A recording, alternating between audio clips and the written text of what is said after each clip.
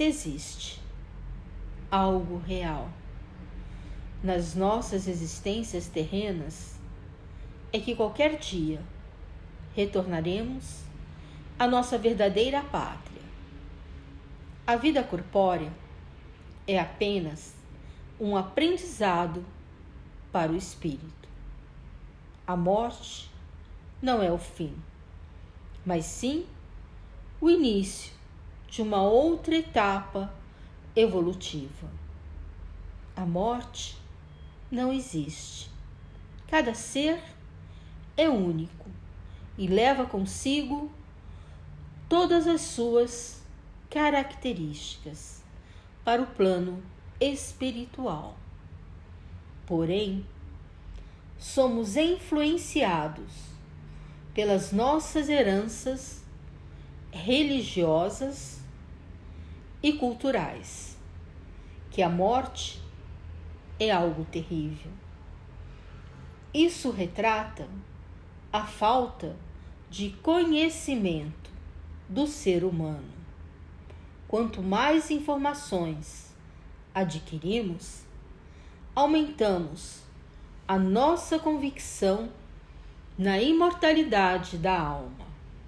A morte só existe do ponto de vista material e biológico, porque do ponto de vista espiritual, a morte é a passagem de uma vida para outra, a mudança do plano físico para o plano espiritual. A existência na Terra ou em outros planetas é a trajetória do espírito para a sua evolução. A morte é somente uma ilusão, uma viagem. É a transformação necessária para a passagem para outra vida. Morrer é prosseguir, vivendo em uma nova realidade, em uma outra dimensão. A morte física, em qualquer circunstância, precisa ser interpretada como um elemento transformador que possibilita ao ser aproveitar para acrescentar mais conhecimentos sobre ele e sobre os desígnios do Senhor da vida. O momento da morte do corpo físico é o despertar do ser para uma nova realidade. É um processo renovador da vida. Portanto, a morte é uma lei natural a qual estamos todos submetidos. É uma transformação necessária. É a destruição de uma forma frágil que não possui mais condições básicas para a evolução do ser. A morte é a extinção da vida orgânica, é a separação da alma, onde se rompe o laço fluídico que liga o espírito ao corpo físico. Para o ser humano, é uma separação material que ocorre em breves momentos. A morte, portanto, é o término da vida corpórea. Porém, é o despertar para a vida espiritual, para o progresso. Os laços que ligam o perispírito ao corpo físico se rompem, oferecendo liberdade ao espírito para viver com mais lucidez. A morte do corpo físico é um fenômeno natural que alcança todos os seres da criação.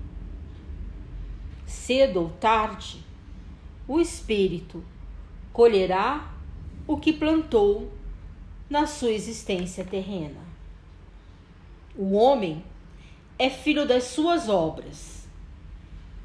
A morte não é um ponto final na existência do ser, mas uma vírgula, um novo caminho de aprendizado, uma nova etapa para o espírito imortal.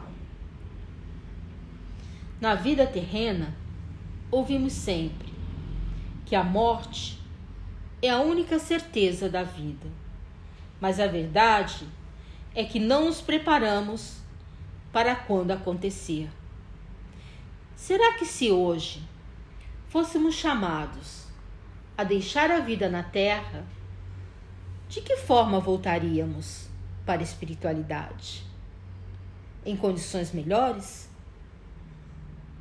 Ou estaremos estacionados na vida? O ser humano, normalmente, é um ser adormecido, muitas vezes esquecido dos valores que deve adquirir, pensando apenas no aqui e agora. Sempre nos descuidamos e o mal acaba predominando em vez do bem. Sêneca, filósofo romano, nos relata: o homem vive preocupado em viver muito e não em viver bem, quando na realidade não depende dele o viver muito, mas o viver bem.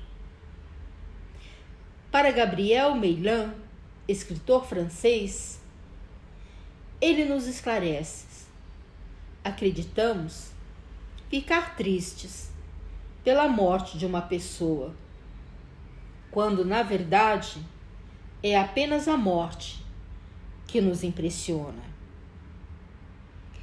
Para um poeta indiano, a morte não é apagar a luz, é o ato de dispensar a lâmpada, porque o dia já raiou. Allan Kardec nos esclarece: a morte faz parte da vida. E o Espiritismo matou a morte. Ninguém morre. A vida é indestrutível. Com o interromper da vida física, o espírito segue, com seu corpo menos denso, seu caminho evolutivo em direção ao Senhor da vida. Portanto, somos espíritos imortais, vivenciando uma experiência física, com tempo de validade, e toda tarefa cumprida com empenho, não importa qual, é bem recebida pelo nosso Pai Celestial. Que quando a nossa morte chegar, possamos dizer: venci o mundo.